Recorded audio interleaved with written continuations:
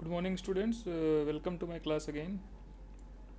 In the previous classes, we have completed the chapter number 4, that is quadratic equation.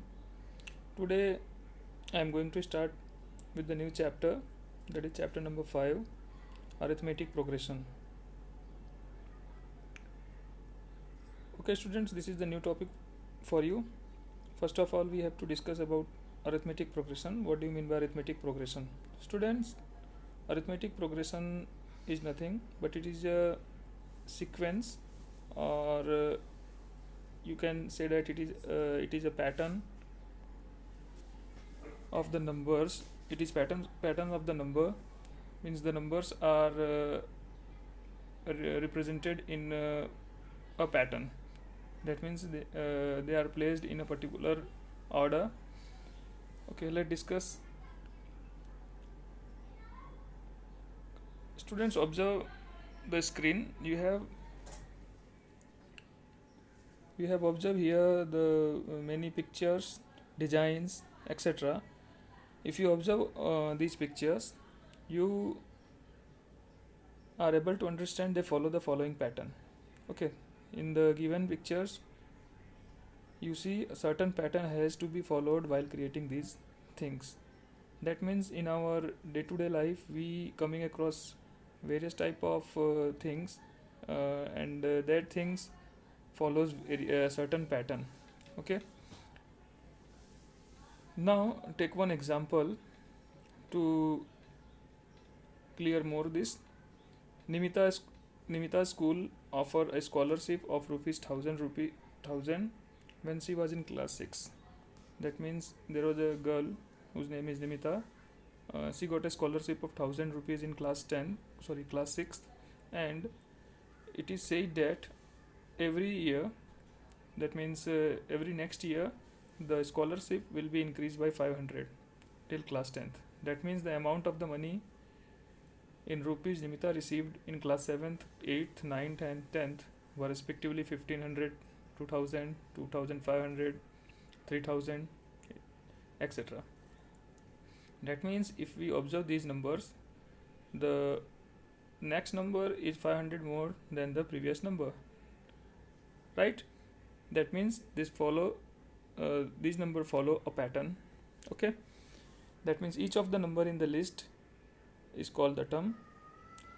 That means here 1500, 2000, 2500, 3000 is said to be term, and we can say that the succeeding terms are obtained by adding a fixed number, and here the fixed number in this case is 500.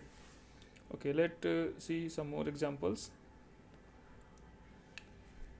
Students,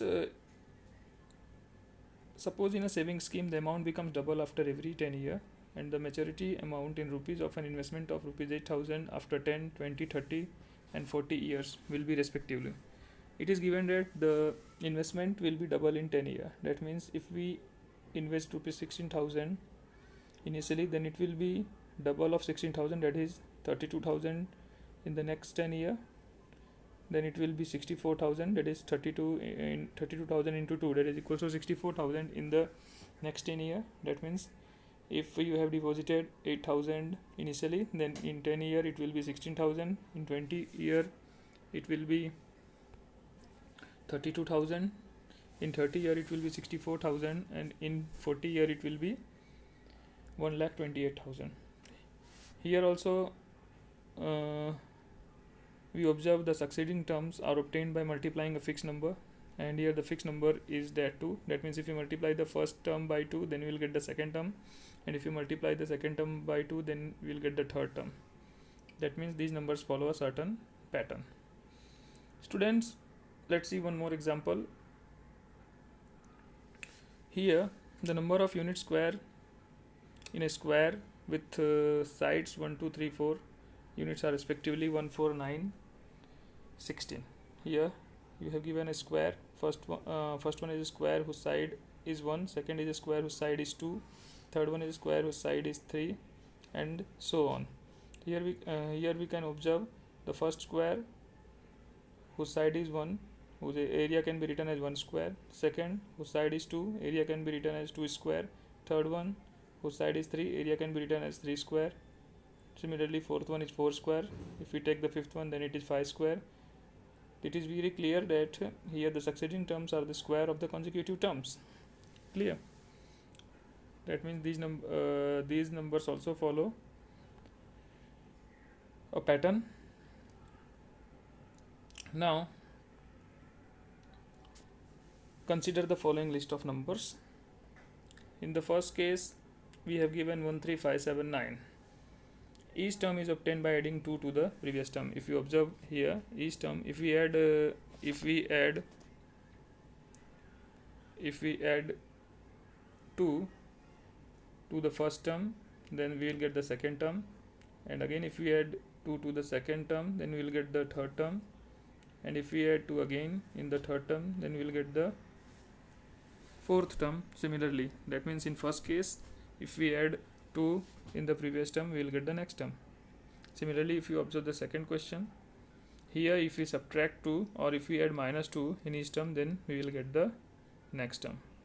In third one, if we add 1 to the first term, then we will get the second term, and if we add 1 again to the second term, we will get the third term. Then last, here if we add 0 to any term, we will get the next term. That means each set of numbers here follow a certain pattern. Student, then we can say that arithmetic progression is nothing but it is a sequence of a number in which the difference between two terms are same. Okay, that means we can define arithmetic progression as an arithmetic progression that can be written as AP is a list of numbers in which each term is obtained by adding a fixed number to the previous term except the first term. You can write the definition of arithmetic progression as arithmetic progression is a list of numbers in which each term is obtained by adding a fixed number to the previous term except the first term. Here the fixed number is called the common difference. Here the fixed number is called the common difference, and that is denoted by small d. It can be positive, negative or 0. In the previous cases, we have observed if you observe the previous example, in this first case, the common difference is positive. In the second case, the common difference is negative.